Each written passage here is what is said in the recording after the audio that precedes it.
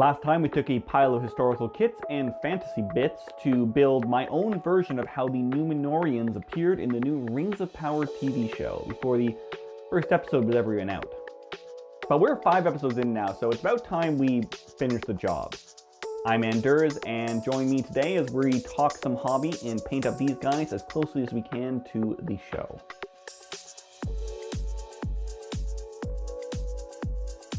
But first, elephant in the room. I opened the last video by giving shit to all those people who had preemptively started hating on the show, but I hadn't actually even seen it yet. So now that I have, was I wrong? We'll get back to that. Let's start off with getting these figures ready to paint. By the end of the last video, we'd only built them up and glued them down onto some bases, but we need to first blend those puddle bases, thank you Andrew, into the rest of the base itself. So to do this, I just ran a little bit of green stuff around the edge in order to give them a more natural ridge. I wasn't too worried about getting this super smooth, as we're going to be putting a whole lot of stuff on top of this and you shouldn't really be able to see it by the end. I also added the flags to the 2 banner bearers using a little bit of cardstock and green stuff before we got ready to do the priming. And you might have noticed something here. Generally speaking, I always base my models before I prime them, but I've chosen not to this time, and once again, we'll get back to that later. The Numenoreans in the show don't have a lot of color to them, so we are going to have to work to distinguish the bits of differentiating color we can, namely the white of the armor and the beige of the cloth. I already did a couple of test models, one of which I showed in the last video, and so I did have an idea of how I wanted to do this. Basically, I did a pretty standard zenithal highlight, but instead of using black to white, I started with a off-white bone color. This means we get a lot of that beige already on the figure, still highlighted with a nice pure white from right above. To deepen the contrast in the scale mail themselves, we started off with a bit of contrast skeleton horde, which I thinned down 1:1 with contrast medium and applied over all of the armor sections.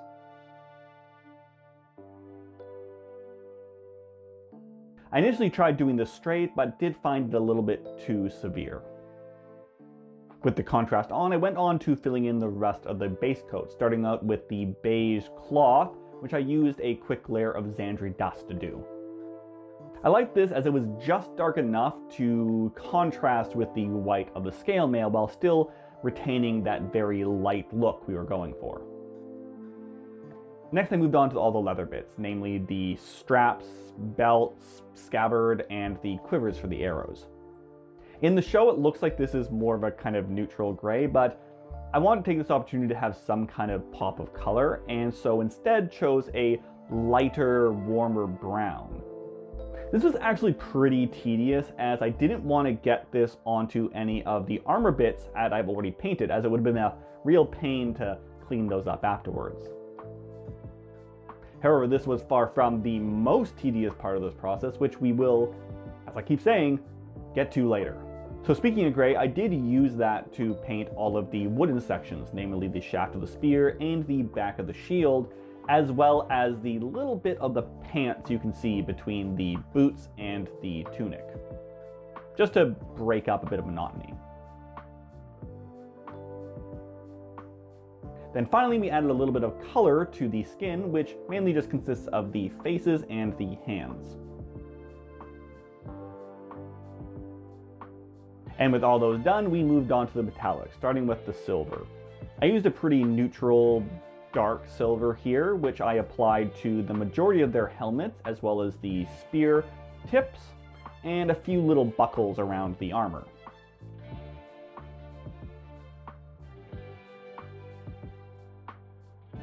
Next, I added sections of gold to them as well, namely on the ridges of the helmet, as well as some select other spots around the figures.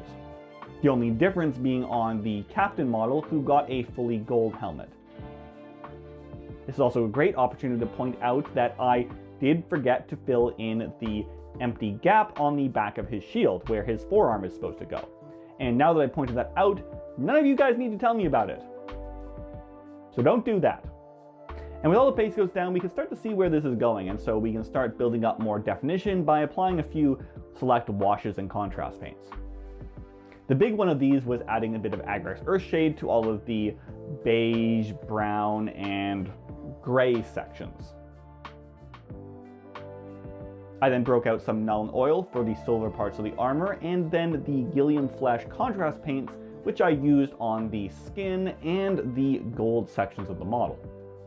I actually really like this paint as it does a really good job of building up strong undertones to both light skin colors as well as the gold, and works way better than Reikland Flesh Shade in my opinion, and so has basically filled that gap in my painting arsenal. And with those drying, let's take the opportunity to talk a little bit more about the actual Rings of Power show. We're halfway through the season now, so what do I think? Do I love it, or am I ashamed of how badly I treated all of the people who were talking against it? Well, no and no. The latter no is because I was not addressing people who had genuine concerns with the direction the show was going. What I was talking about was all of these heads out there whining incessantly about how other people are bringing their own interpretations and politics into the Tolkien world, while seemingly completely ignorant of the irony of them doing the exact same thing. But as for the first no, I also don't love it. Ultimately, I think it's fine, as it was always going to be.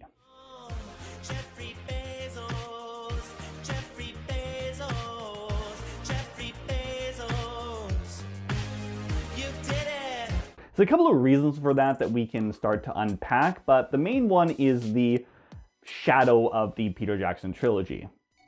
Those movies aren't just good in terms of general genre fiction, they are some of the most critically and publicly acclaimed pieces of cinema of all time.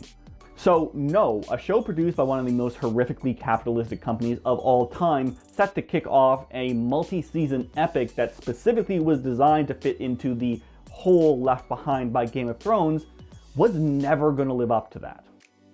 Because yes, it absolutely has issues of its own. To start off, I do genuinely really like the production design. It's believably and recognizably Middle-earth. Do not start with me, while also having a distinctly new feel to it. I adore the Peter Jackson trilogy for Lord of the Rings, but that has dominated the aesthetic language of Tolkien interpretations for decades now, and I am just so excited to have something else that is contributing to that space. One day I really want to do a video talking about all of the different weird artistic interpretations of Middle-earth, as I think that's an incredibly valuable way to go, and this is just a somewhat more cynical version of that. I also like the writing so far, as the characters are generally quite likable and engaging, and the plot seems to be going in some interesting, if different, places. But that does come to my biggest issue, which is the pacing.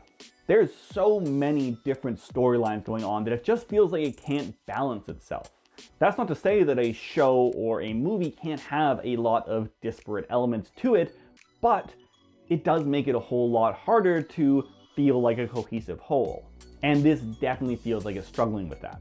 The show both feels like it's really slow at times and also really rushed at others.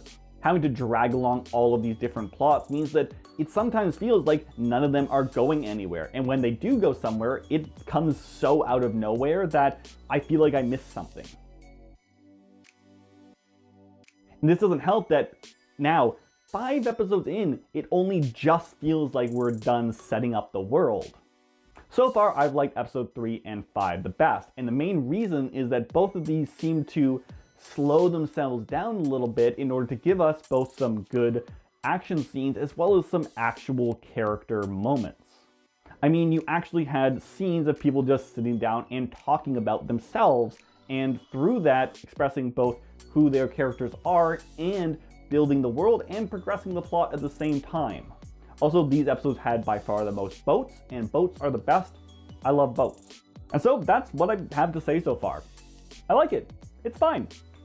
So far, it is sitting at the lower to middle range of recent fantasy shows, but I think that has a lot more to do with the quality of other stuff out there rather than the downfalls of this. And again, we're only halfway through, so there's tons of places it could go. It could be amazing. It could also shit itself. I don't know. I also don't really care. I'm enjoying it, it's fun, it's different, and that's enough for me. But that is just my feelings. So how do you all feel? Have you actually watched the show yet? And if so, what do you think about it? And how does it compare to other recent fantasy movies or TV shows in your opinion? I had a lot of comments about that in the last one, and most of them were reasonable. So I'm looking forward to seeing what you guys have to think. Moving on from that, let's actually get back to the models, and I started by focusing on the highlights. The first thing I did was bring the tan cloth back up by just reapplying the Xandri dust. Then for the leather, I just built it up using the recommended triads from GW, as I actually really like how that one looks, and I use it on quite a few of my models. Elsewhere, such as the gray, I actually mixed my own highlights by just adding more and more off-white to the original base color. For the metals, I started by just reapplying the base gold onto those bits, then used a bright silver to add just a little bit of spot highlights to the gold, as well as highlight the silvers themselves. Then we moved on to the faces, where I started with the eyes. For these, I just added a slit of black into them before adding white on either side, and then looking at them for a moment and realizing, wait, these are just a bunch of white boys. These are supposed to be the Numenoreans from Rings of Power, and obviously Rings of Power is woke as shit. And so obviously I needed to bring some color into the color of my Numenoreans' skin color. Wait. So I grabbed a few out of the lot and reapplied some darker colors to their skin, namely by basing them in a dark brown before washing them with black and then building up the highlights with progressively more and more lighter skin tones mixed into that. I've actually been trying to do this more and more in my armies, just mixing up the skin colors, as one, it is a good exercise, and two, it does make them more interesting on the field as it adds a bit more variation. However, this had led me to recognize what a lot of people have already been talking about, in that it's kind of weird that all of the colors that have skin in their name tend to look like this, whereas colors that might work better for darker skins tend to get called things like this. Woof. And with the bulk of the models painted, we got onto the aforementioned most tedious part of the job, highlighting the white scale mail. The texture on these figures is honestly a little bit too soft to work well with a dry brush, so I ended up going in and applying a single white highlight to each individual scale. And yes, this sucked. It took ages to do, but I am actually really happy with how it turned out, and so it was worth doing it in the end, even though it sucked, like a lot. Since I had the white out already, I also took this as an opportunity to just highlight some of the trim that some of the models have along their tunics. And now, something else that you guys may have noticed so far is that we actually haven't done anything to the shields yet, so let's get to that. Funny thing is that so far in the show, the characters who have been wearing the armor this is specifically based off of haven't actually carried any shields. So instead, I based my shields off of the kind of Numenorean guard you see a lot earlier in the season.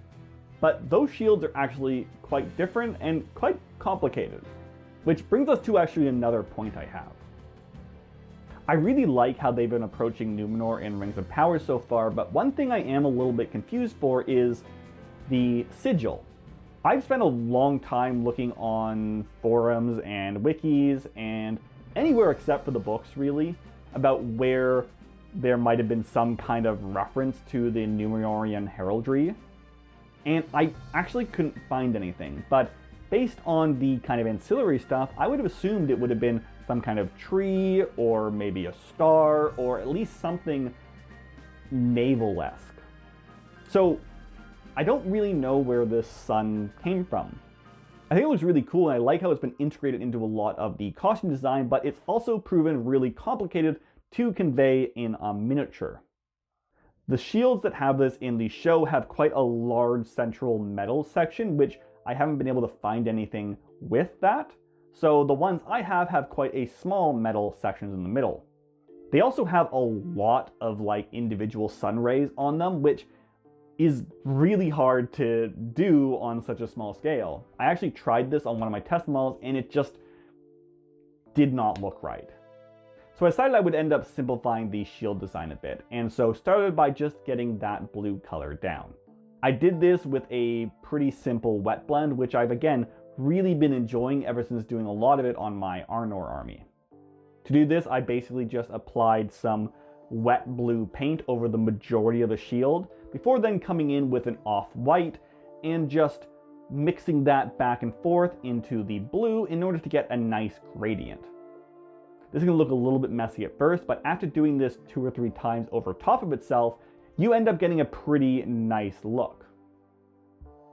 I also used the same approach on the cape of the captain, as I wanted that pop of blue to really set him apart from the rest.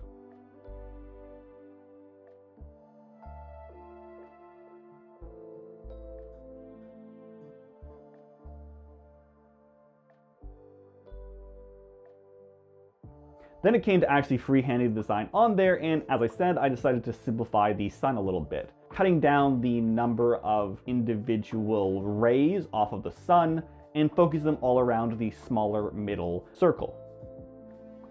Then all I had to do was paint the center circle in gold like I painted the rest of the figures, and the shields were good.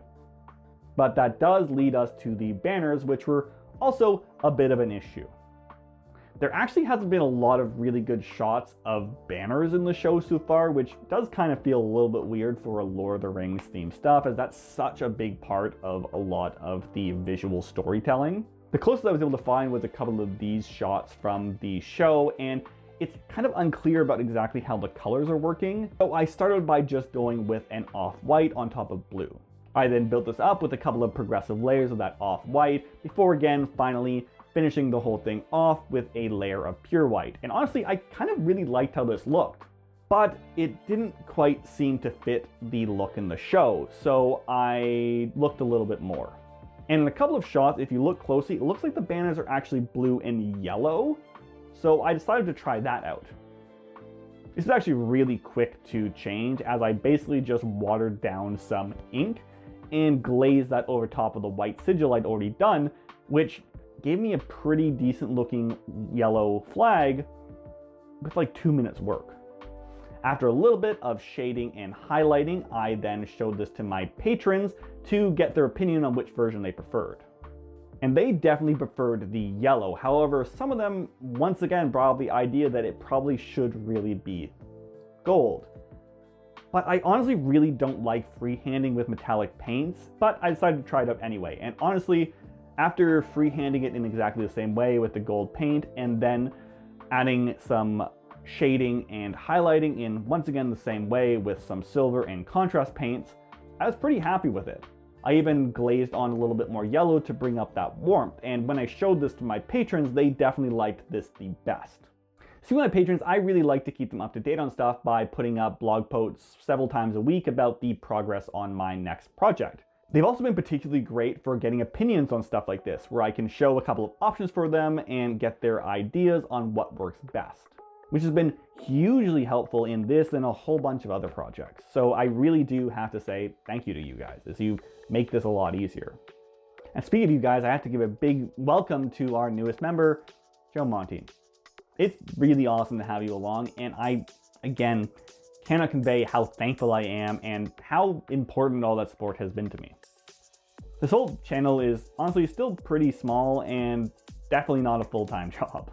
Between my day job, my wife, our 2 furry girls, and our soon-to-arrive little boy, it can be hard sometimes to sit down at the end of the day and do some hobbying. And that's even before talking about all the filming and editing. So even if it's silly, just that sense of community and the few extra little bucks I get a month from that just adds so much to the motivation and really keeps me going with all of this.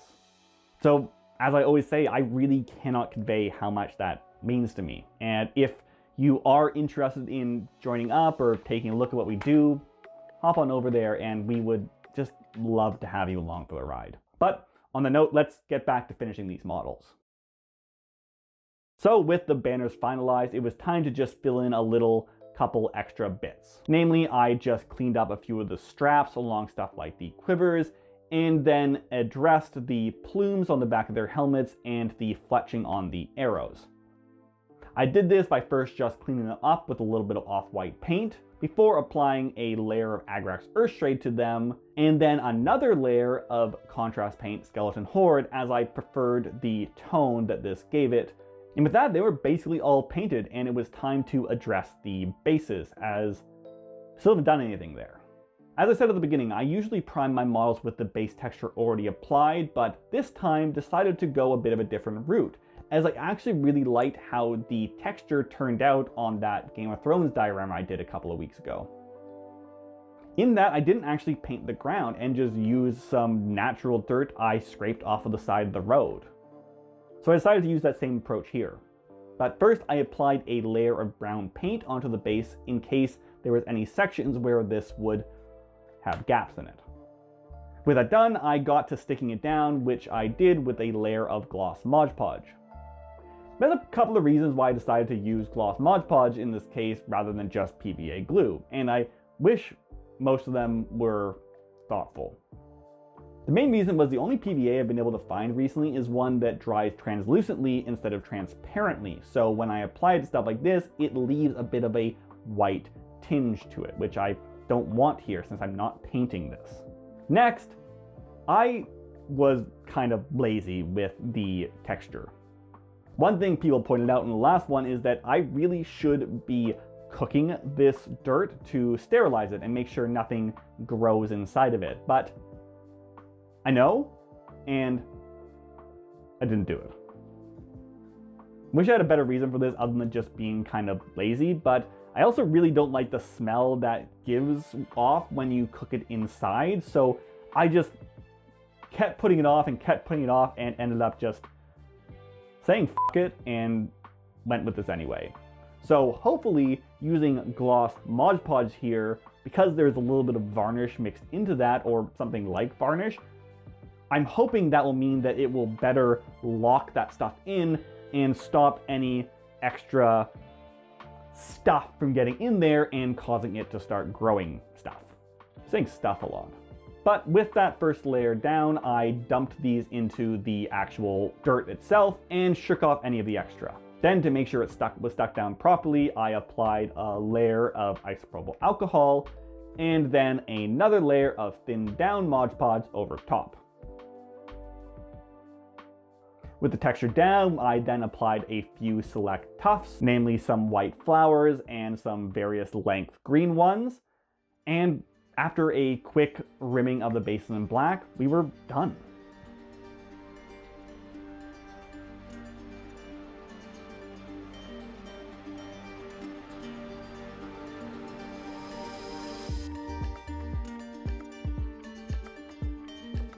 All in all, I really like these guys. I think they capture the look of the show pretty well, and the contrast between the very light figures themselves and the darker bases is pretty nice in my opinion. It makes them really pop. And with that, I do think I need to take a little bit of a break from the whole Rings of Power thing. But I'll definitely be back to this at some point, as I really like the way these look, and I'd love to add some of the characters from the show into this, like Elendil, Isildur, Miriel, or maybe even Galadriel. Also, it'd be fun to expand the troops here with some cavalry and maybe actually some female troops, as you clearly see there are a lot of women in the ranks and file as well. Also ships. I really like ships, so I am definitely going to have to build a ship to go along with these guys, as the Numenorean ships in the show are just gorgeous. But until then, I think we're going to have to go back to somewhere I've been neglecting for a little while though, as it's starting to get a bit colder here and those northern lands are starting to call to me. So we might have to pick up a old project. So be sure to subscribe and hit that notification bell to make sure you don't miss that. And in the meantime, thank you all just for being here. Stay safe and have a good one.